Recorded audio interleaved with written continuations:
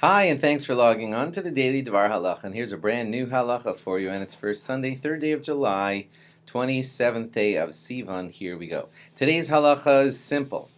It's not easy to do, but it's simple to know it, and it is that when you tell a piece of loshon hora, a derogatory piece of information, and you say that so-and-so is stingy, not smart, short, fat, or whatever, all those kinds of things, someone might stop you and say, hey, that's loshon hora, and you're often tempted to say, no, it isn't. It's true.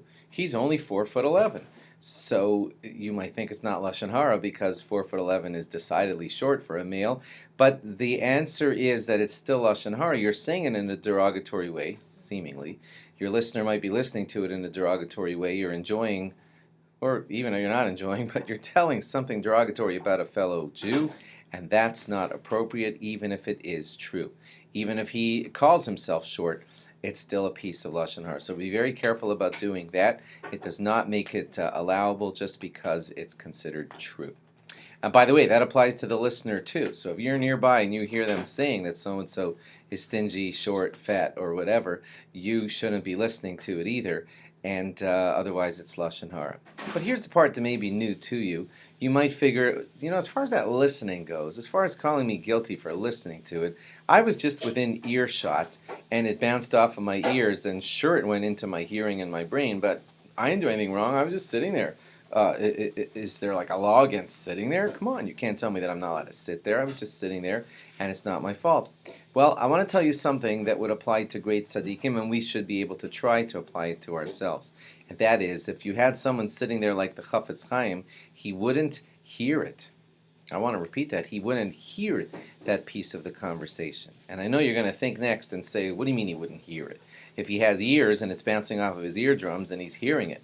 But here's what I want to tell you, and this might be a new point to you. It is possible to reach the status where you can make yourself, quote unquote, not hear that conversation because it was involving a piece of loshon hora. And I'm going to give you an example just so that you know I'm not being crazy. You could be sitting somewhere where a commercial could come on, and the commercial could be discussing something that has absolutely nothing to do with you, like how to make your flowers grow better in your garden. And if you're a person that just does not even think about gardening and it absolutely means nothing to you, then everything that they're saying in that commercial will be absolutely meaningless to you. You won't even quote unquote hear it. If someone asked you 5 minutes later, what was that commercial about? You'd say, what commercial? It didn't even, although it bounced off your eardrums, it wasn't intaken by your brain and your hearing.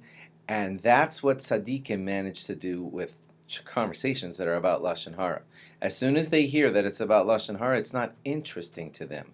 Discussing how short someone is, how fat someone is, how intelligent someone is just of no interest to those great people.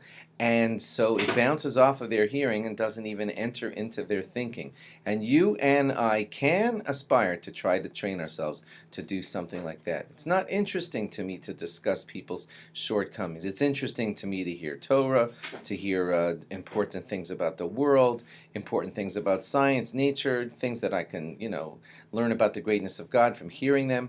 But just, useless little talk about so-and-so being fat or whatever should be unimportant to you. And if you can manage to do that, then lots of loshon hora will bounce off your ears and not even be received by you. Try to reach that lofty pedestal. It would be a great one to live on. I would avoid a lot of loshon hora for yourself. Thanks for logging on. Log on again tomorrow for more. Bye-bye.